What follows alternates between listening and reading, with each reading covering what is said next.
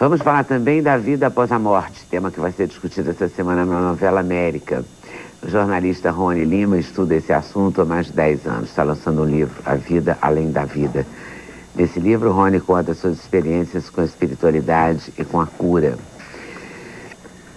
E deixa o mundo das materializações ou entra para o mundo das materializações?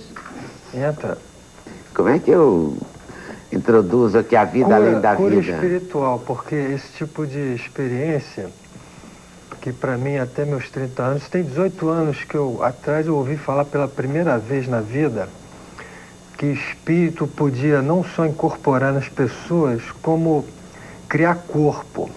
Aquele corpo que ele tinha quando era vivo.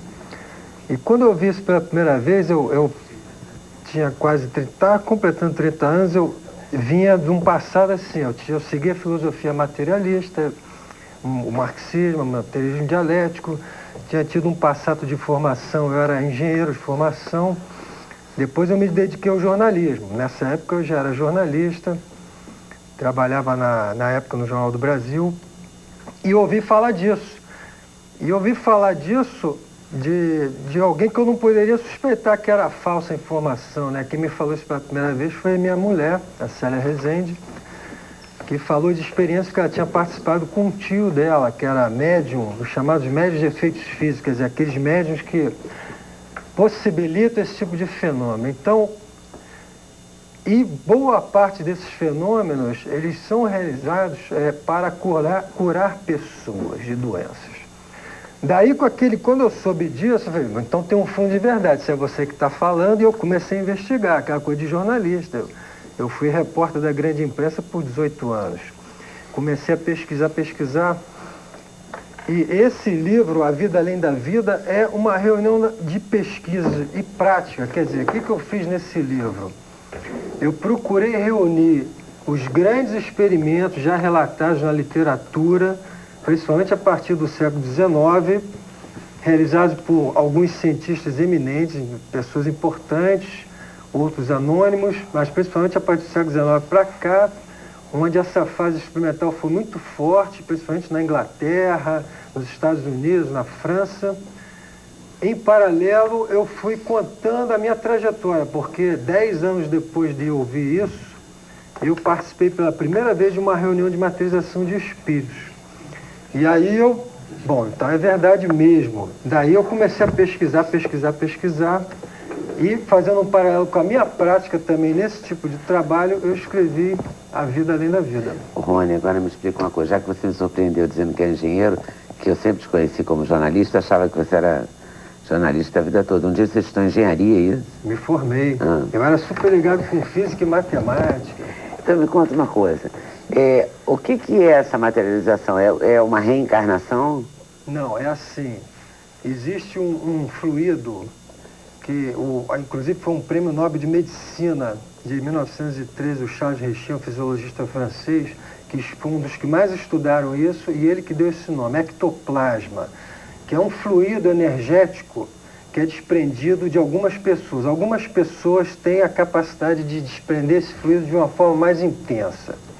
Esse fluido em forma de gás, ele sai da pessoa e é ele o elemento fundamental para agregar as células atômicas desses espíritos. Quando eu procuro falar nesses termos células atômicas, porque o tempo todo eu vim dialogando nesse livro com a ciência, porque esse livro não foi escrito com um discurso religioso, foi escrito com um discurso científico, que é o meu barato. Não é que eu não respeite a religião, eu trabalho num grupo espírita que desenvolve esse tipo de trabalho, por exemplo. Daí vem minha prática. Então, mas eu procurei sempre costurar isso a partir de um discurso científico, até porque descobri que alguns cientistas que já foram muito importantes na sua época estudaram isso profundamente, para minha surpresa, e pessoas assim, que eu nunca suspeitava, tipo o Arthur Conan Doyle, o escritor, o criador do Sherlock Holmes. Eu descobri que ele foi um grande estudioso desse tipo de fenomenologia. Eu descobri que efeitos físicos, tipo levitação. Algumas pessoas renomadas, como o ex-presidente dos Estados Unidos, Abraham Lincoln, participou desse tipo de experiência, inclusive na Casa Branca. Eu descobri que o Victor Hugo, escritor francês, ícone da literatura mundial, também participou desse tipo de fenômenos, enfim. Então esse livro resgata um pouco isso também. Mas voltando ao fluido, esse fluido, eu parto do pressuposto, a partir de informações da espiritualidade e de estudos, que os espíritos, eles estão numa qualidade energética diferente de nós, matéria. Mas como energia, eles também têm os seus átomos, a sua constituição atômica, lógico que dentro de outros parâmetros que não que a física reconhece. E esse fluido em forma de gás, sob determinadas temperaturas, sob determinadas condições ambientais, ele tem a capacidade de se solidificar. E ao se solidificar, é como se ele solidificasse os átomos do espírito. Então não é uma reencarnação, não é um espírito ou uma energia, tem gente que não gosta dessa palavra espírito, mas não é um espírito de uma pessoa que já se foi, que incorpora no meu corpo, no seu, no dele. É o espírito de uma pessoa que se forma. E durante aquele momento, em geral, não demora muito, porque é um despende de energia muito grande, mas vamos dizer, meia hora, uma hora, ele vira uma pessoa, aquele corpo que ele teve quando era vivo, e a partir deste corpo, ele atua. E é um corpo, porque, por exemplo... Mas você o vê? Ele fala, ele toca, olha para você, em geral, as experiências que eu tenho em particular, ele não atua curativamente nas pessoas com um instrumento cirúrgico. Ou ele usa as mãos materializadas para abrir a pessoa, o dedo, ele tem muita energia, né? A gente está falando dessas operações espirituais? Estamos. Ah, sim. São operações que ele usa basicamente além da mão, mas isso é minoria. Grande parte ele usa equipamentos, aparelhos, que em geral são cristais especiais, que ele traz do astral com ele e então atua de forma curativa por luz. Então são espíritos que não reencarnam, né? Que eles aparecem com o objetivo da cura. Acho que todo mundo entendeu o que eu estou falando. Não aparecem para te contar uma história? Também. Aparece para te contar uma história? Tem um capítulo aqui, Reencontros Amorosos, que eu resgato algumas experiências, uma delas até eu estava presente, mas assim, de pessoas que já se foram... Tipo assim, um encontro emocionante que tem de um casal que perdeu uma filha quando tinha 21 anos. O Figner foi um empresário importante na área de música, né? Da Casa Edison, foi o primeiro responsável por gravar músicas brasileiras no Brasil. O Figner perdeu uma filha muito querida com 21 anos e ele, numa experiência, uma série de reuniões em Belém do Pará, que ele foi com a esposa e mais 2 filhas, ele reencontra a filha que já tinha morrido. Então a filha que tinha morrido aparece para ele, se agarra com a mãe, beija o pai, fala. Aí a mãe pergunta, você tá bem, minha filha? Tô, mãe, tô bem, tira o luto, porque a mãe se recusava a tirar o luto. Isso foi 1 ano depois da passagem da filha, né? Então, isso é um tipo de materialização que não foi no sentido de uma cura, assim, de uma enfermidade, como a gente está acostumado. Mas foi uma cura. Mas uma cura, porque a partir dali, é como o pai declarou para um jornal lá de Belém do Pará, o Figner, depois dessa experiência, olha... Eu vivi os momentos mais felizes da minha vida, entendeu? São indescritíveis. Por 3 horas, quase 3 horas da minha vida, eu estive com a minha filha, que há 1 ano atrás foi embora. E outras pessoas também viram? Viram, são testemunhas, são pessoas que... Aliás, um dos pontos desse meu relato é quando você pode reunir testemunhas, claro, né? Isso não tem. Para você não ser chamado de charlatão, tapirado, não sei. Então, é uma base da minha pesquisa, testemunha. Então, por exemplo, uma das pessoas idôneas que são testemunhas aqui. O Ronaldo Gazola, que acho que quem é do Rio sabe quem foi o Ronaldo Gazola, secretário de Saúde do município do Rio. Criou o Lar de Frei Luiz, né? Ele não criou, mas foi presidente Lar de Frei Luiz. Muito bem tocado durante muito tempo. Uma pessoa fabulosa. E a mulher dele continuou dirigindo a Dona Helena Gazola. Aliás, é um dos reencontros amorosos mais, assim, tocantes que eu tenho visto, porque o Gazola, aos pouquinhos... Eu já comecei a dizer isso no livro, mas está mais agora. Ele já tem se materializado, não assim, ele ainda não aparece. mas ele já tem uma certa consistência física a ponto de dar beijinho nela, falar com ela, de vez em quando deposita uma flor na mão dela assim. Então, meu amigo Gazola... Essa flor aparece também? Isso é um fenômeno de teletransporte, que a física, inclusive, já fala disso. Mas eu vejo muito isso, quer dizer, uma flor que é retirada pela espiritualidade, sei lá, de um jardim, que pode estar do outro lado do mundo ou ali do lado da casa. De repente, ele teletransporta, ou seja, a flor lá onde ela está, ela vira energia. Isso é energia, teoria da relatividade, né? Que Einstein, energia igual a matéria. Então, a flor vira energia, é teletransportada para um outro local e rematerializada. Pum! Aí bate na mão da pessoa, cai. Outro exemplo, tem outras histórias assim mesmo que não Esse sejam livro, nacionais? assim, tem porque são histórias que eu reuni, não só do Brasil, como de várias partes do mundo. Nesse sentido, esse livro assim, é um livro, assim, um roteiro de informações novíssimas, que muita gente, eu acredito, nunca tem ouvido falar disso, e informações, assim, inusitadas para muitos, e uma coisa, assim, que eu procurei sempre mostrar que existem já parâmetros científicos, experiências científicas para, se não comprovar totalmente esse tipo de fenomenologia, você pelo menos chegar perto. Porque o que se faz nesses laboratórios da espiritualidade, que não acontecem só no Brasil, um dos mais recentes aconteceu na Inglaterra, você é capaz, sob certas condições, repetir experiências. Que a base da ciência é isso. Você, sob determinadas condições favoráveis, sob determinadas condições de pesquisa, tendo um objeto de estudo, você reproduzir aquela fenomenologia. Não tem uma história que diz que são as próprias pessoas... Eu tenho formação em engenharia, também sou engenheira eletrônica. Não tem uma história que diz que as próprias pessoas que são, por exemplo, a mulher do Gazola... Ele é ela que tem a condição de, com o pensamento dela, materializar essa... Isso. Não tem essa história? Perfeito, isso está no livro também, são as chamadas formas de pensamento, ou seja, quando não se está falando de uma materialização de um espírito, mas sim da materialização de algo que você pensou. Isso. Em geral, tem relatos assim que eu Isso consegui... é muito estudado hoje em dia, É muito inclusive. estudado, mas são materializações mais frágeis, elas são mais, assim... não demoram muito tempo, são meio titubeantes. Mas como se você tivesse trazido para o presente alguma coisa do passado. Não, você pensa também num objeto, ele é capaz de se materializar. Isso acontece. Mas me diz uma coisa, é importante que a pessoa que possa se materializar ou possa materializar algum objeto tenha uma formação nessa linha de espiritualidade, porque o Dr. Gazola comandava a Secretaria de Saúde do Estado do Rio, mas comandava também, e principalmente o Lar Frei Luiz, que a dona Helena continua comandando.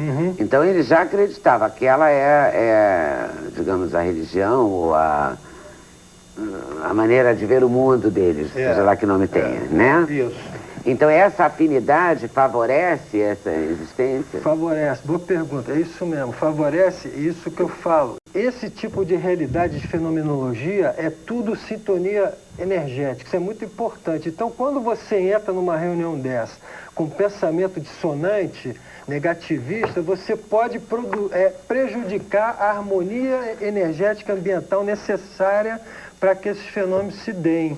Ou pior, às vezes você prejudica a realização de um fenômeno positivo e, de repente, por exemplo, você ajuda a materializar uma força negativa, um espírito mais atrasado. Mas tem uma proposta pessoal, tipo assim, a pessoa veste branco, não fuma, não bebe, não come carne naquele dia.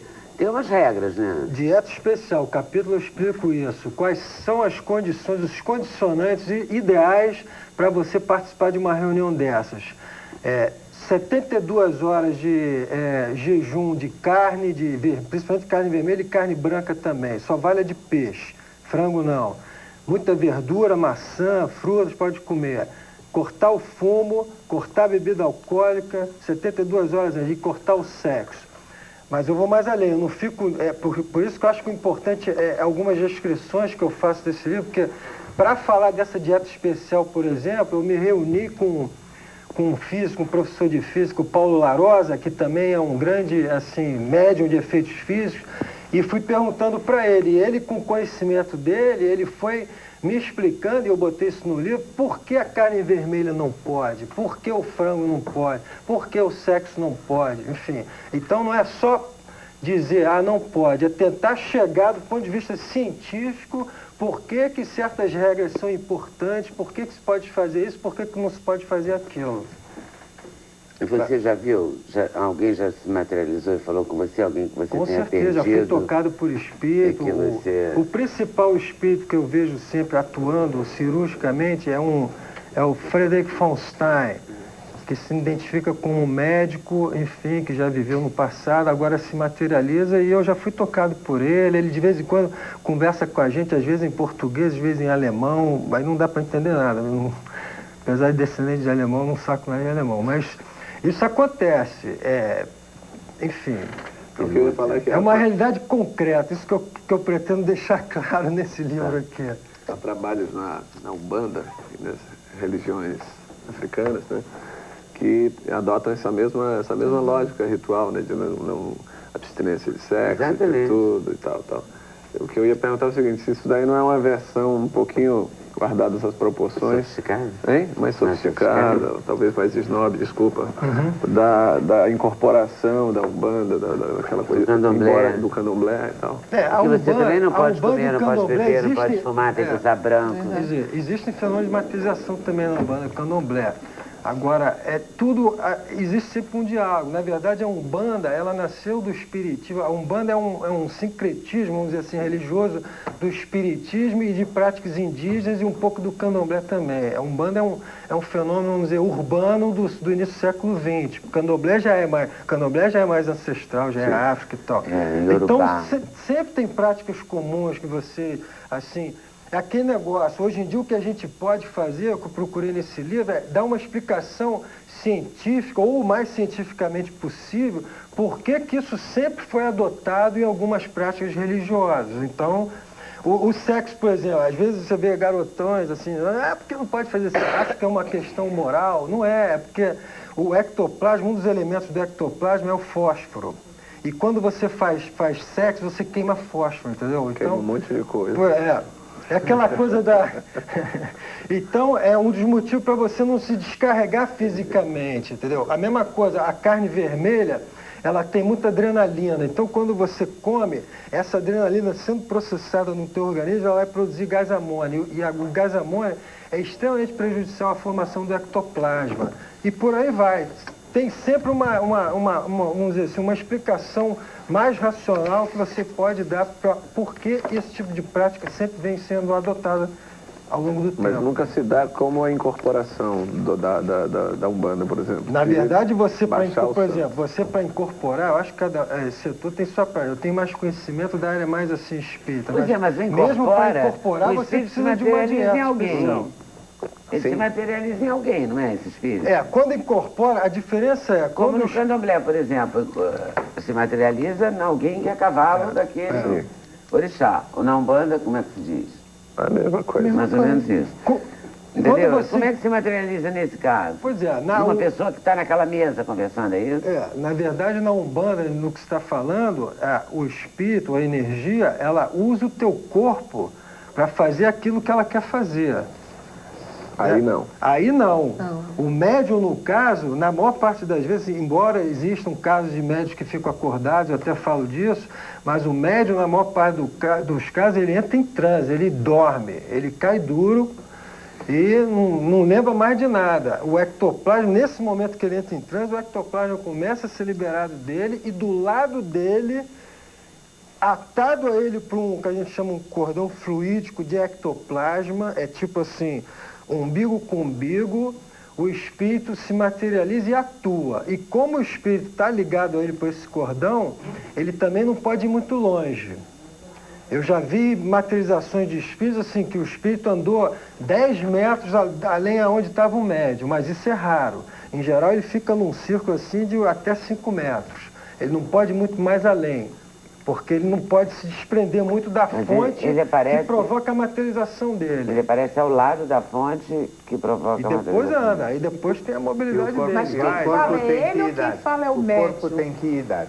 Qual corpo? O corpo materializado, quer dizer, um indivíduo que que foi esse médico, por exemplo? Ele aparece com que Ó, faixa? em tese, né, na espiritualidade é o que se ensina. Embora tudo pode acontecer, espíritos vêm com a aparência mais velha, mas em geral eles escolhem, porque é uma escolha, eles escolhem para aparecer uma idade assim, vamos dizer, balzaquiana, dos 30 anos até os 40. É sempre uma aparência meio jovem assim. Embora tenham espíritos que aparecem assim, por exemplo, um dos relatos que eu falo no meu livro, que já houve casos de materialização, foi inclusive com testemunhas, uma dessas testemunhas, um coronel aviador, Paulo Rui Portela, foi a materialização do Mahatma Gandhi. E o Mahatma Gandhi veio como a aparência dele, o óculos, aquele, né, curvadinho, aquele velhinho e tal. Então é uma escolha espiritual. A gente não comanda isso. O espírito escolhe como quer aparecer. Ok, Rony, volto aí daqui a pouquinho. No começo do programa eu falei que tinha a ver com a morte do Tião e o encontro, mas não tem nada a ver. Como assim? Bom, eu acho que tem, porque é o seguinte, é uma reflexão, na verdade, esse livro conta a minha trajetória dentro dessa fenomenologia e a grande mensagem dele acho que é isso. A gente, para mim, do ponto de vista, sempre foi importante para mim de uma maior racionalidade, provar para mim e tentar mostrar para quem gostar do tema de que a morte, na verdade, é uma passagem, entendeu? É a vida além da vida, são outras dimensões energéticas que estão aqui e a gente, no fundo, o que morre é o corpo físico.